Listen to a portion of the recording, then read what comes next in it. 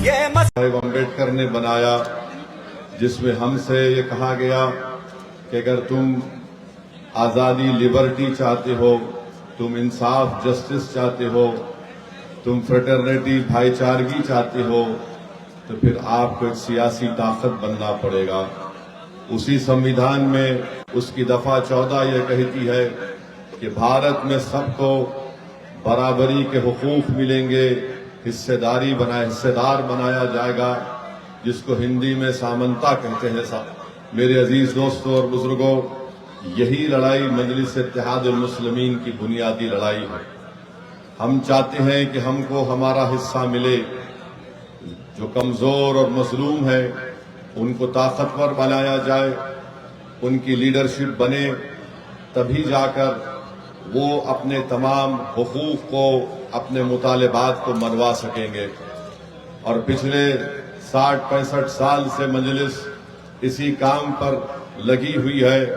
हमको कहीं पर कामयाबी मिली, कहीं पर हमको कामयाबी नहीं मिली, मगर अगर कामयाबी मिली तो हम अल्लाह का शुक्र अदा करते हैं और अवाम से जो हमने वादे किए उसको पूरा करने की कोशिश करते हैं।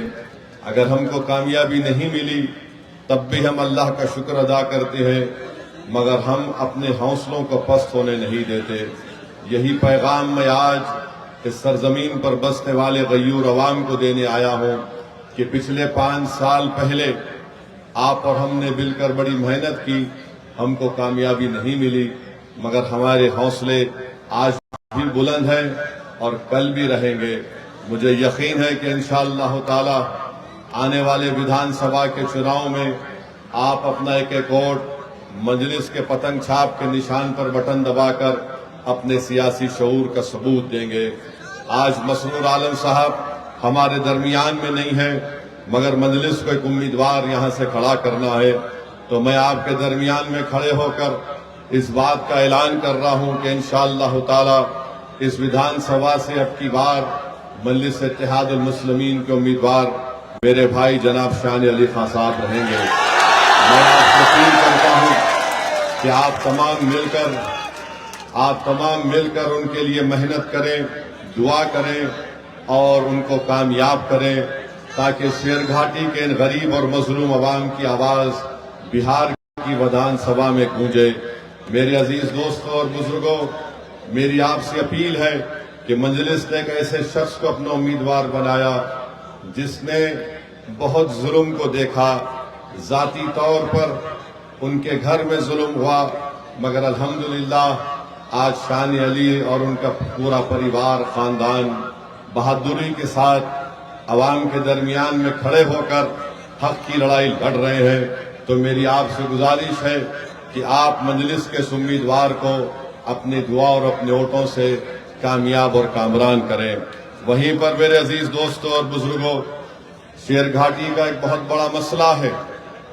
पिछले बार जब मैं आया था, शायद इसी मुकाम पर इलेक्शन की मीटिंग हुई थी, उस वक्त भी मैंने आपसे कहा था कि राजद ने एक ऐसे उम्मीदवार को अपनी पार्टी में लाया है जिसका ताल्लुक विश्व हिंदू परिषद से था, मगर आपने कुछ और फैसला लिया। और आज आप देखते हैं कि उस वक्त राजद और तमाम दूसरी सियासी पार्टियां कह रही थी कि ओवैसी को अगर वोट डालेंगे या मजलिस को वोट डालेंगे तो भाजपा जीत जाएगी। बताइए, क्या बीजेपी जीती या आपका उम्मीदवार जीता? यहां से मेरे अजीज दोस्त करिए, शान अली खां को एक खतरा आवाज हॉस्टल बनाया जाएगा अक़लियती बच्चों के लिए। मेरे अजीज दोस्तों और बुजुर्गों, मैं जानता हूं यहां पर माफिया भी है, और एक माफिया है लाल पानी का, शराब का एक माफिया है, बालू माफिया है, और एक सियासी माफिया है। ये सियासी माफिया सबसे ज्यादा मुज़ीर है। ये सियासी माफिया शेरघाटी के इन गयूर अवाम को और बिलखुसूस हमारे नौजवानों को समझता है कि इनकी कोई हैसियत नहीं है। इनकी हैसियत इतनी है कि इनसे वोट लो और इनको भूल जाओ। मैं उस सियासी माफिया से कह रहा हूं कि इंशाअल्लाह ताला अब की बार शेरघाटी का नौजवान, अब की बार शेरघाटी की हमारी माँ और बहनें, अब की बार हमारी शेरघाटी की बुजुर्ग तुम्हारी दुकान को बंद करके उसको ताला लगाकर उसको पानी में फेंक देंगे, नदी में, क्योंकि ये सियासी माफिया आपको हमेशा इस्तेमाल। इंसाफ की जगह पर इस तरह की हरकत हो रही है और दिल्ली की पुलिस उसको गिरफ्तार भी नहीं करती। मुबारक हो तुम्हारी बहादुरी पर, मुबारक हो कि तुम खामोश बैठे हो। अरे अगर चीफ जस्टिस कंप्लेन नहीं करते तो तुम तो एक्शन ले सकते थे। सुप्रीम कोर्ट का फैसला आया कि मस्जिद तुम्हारी नहीं है। सुप्रीम कोर्ट का फैसला ट्रिपल तलाक के बारे में आया। सुप्रीम कोर्ट का फैसला कई चीजों पर आया, मगर जो संविधान को मानते हैं, जो संविधान को मानते, उन्होंने कहा कि हम कोर्ट के फैसले से खुश नहीं है, ये फैसला गलत है। क्या हमने धर्म का नाम लेकर किसी पर जूता उठाया? ये इंसाफ है, ये हमारे मुल्क का माहौल है, जिस देश के लिए हमने और आपने क्या क्या हमारे बुजुर्गों ने कुर्बानियां दी। दलितों को रुसवा करने की कोशिशें की जाती हैं। हम दलित भाइयों से कह रहे हैं कि पहचानो इन लोगों को। बीजेपी तुम्हारी दोस्त नहीं बन सकती, मोदी तुम्हारा हमदर्द नहीं बन सकता। अगर उसका नाम राकेश किशोर नहीं होता, उसका नाम असद होता, क्या करते पुलिस बीजेपी वाले? उसको बोलते उठाओ, कनेक्शन वहां से है, पड़ोसी मुल्क से आया, आईएसआई आईसिस क्या क्या खोलते थे। बताओ मोदी जी, क्या आपकी सरकार और आपकी पॉलिसियां जिम्मेदार नहीं है? बताओ ये लोग कौन है? ये वो लोग हैं जिनको नरेंद्र मोदी की हुकूमत ने ताकत बख्श दी। ये वो लोग हैं जिनके दिलों में जहर उगल दिया गया। ये वो लोग हैं, आज भी राकेश किशोर बोलता है कि मुझे किसी चीज की परवाह नहीं। भारत के प्रधानमंत्री, दिल्ली की पुलिस आपके मातहत आती है और आप खाली एक बयान दे दिए, ये बहुत गलत हुआ। और मेरे अजीज दोस्तों और बुजुर्गों, सबसे शर्मनाक हरकत हमारे भारत के सुप्रीम कोर्ट में हुई कि एक शख्स जिसका नाम राकेश किशोर था, इसने चीफ जस्टिस के इजलास में कोर्ट नंबर 1 में चीफ जस्टिस के सामने जूता उतार कर फेंक दिया उसके कोर्ट में। इसका नाम क्या था? राकेश किशोर। हमारे भारत की सबसे बड़ी कोर्ट, सुप्रीम कोर्ट के जज जो है, वो दूसरे दलित जज है। मैं हमारे दलित भाइयों को पैगाम देना चाह रहा हूं, हमारे अंबेडकरवादी आइडियोलॉजी को मानने वालों को पैगाम दे रहा हूं, जो बाबा साहेब अंबेडकर को मानते हैं उनको पैगाम दे रहा हूं, उन भारत के नागरिकों को जो संविधान को मानते हैं उनको पैगाम दे रहा हूं। ये तारीखी सरजमीन में खड़े होकर बोल रहा हूं, चीफ जस्टिस ऑफ इंडिया के कोर्ट में एक शख्स अपना जूता उठाकर चीफ जस्टिस के कोर्ट में फेंकता है। मेरे भाई, आप बताइए क्या हो रहा है? और जब उस शख्स ने नारा क्या लगाया, सुप्रीम कोर्ट के चीफ जस्टिस के इजलास में नारा क्या लगाया कि सनातन धर्म का अपमान नहीं सहेगा हिंदुस्तान। उसने नारा लगाया और अपनी जेब से उसके कागज पे लिखा निकला, उसमें लिखा था कि सनातन धर्म का अपमान नहीं सहेगा हिंदुस्तान। हम मोदी से पूछना चाह रहे हैं, मोहन भगवत से पूछना चाह रहे हैं, नीतीश कुमार से पूछना चाह रहे हैं, बताओ इस शख्स में इतनी हिम्मत कैसे आई कि वो सुप्रीम कोर्ट के चीफ जस्टिस के इजलास में जाकर जूता उठाकर भारत के दूसरे दलित चीफ जस्टिस ऑफ इंडिया की तरफ फेंके। नरेंद्र मोदी, 11 साल आपके प्रधानमंत्री की मौजूदगी में इस तरह का जहर फैला दिया आपने। इसको हिम्मत कैसा हुई इस राकेश किशोर को? इसको ताकत कहां से मिली?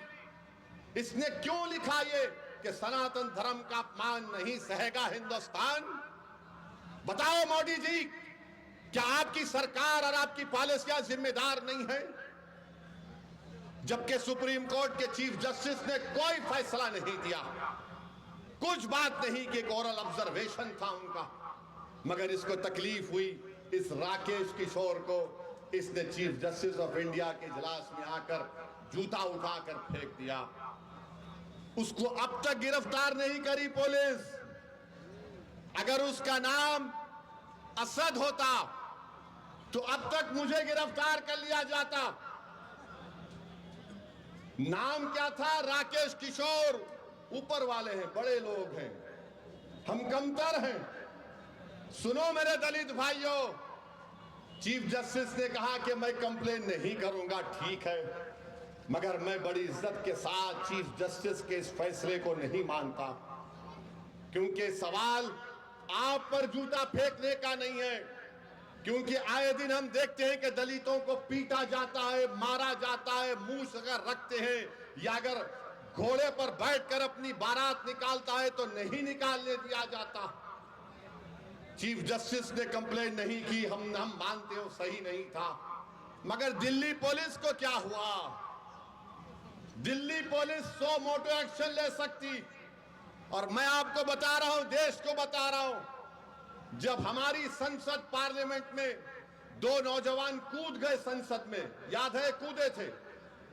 कूदने के बाद एक धुआं उन्होंने छोड़ा, उन पर अनलॉफुल एक्टिविटीज प्रिवेंशन एक्ट लगाया गया।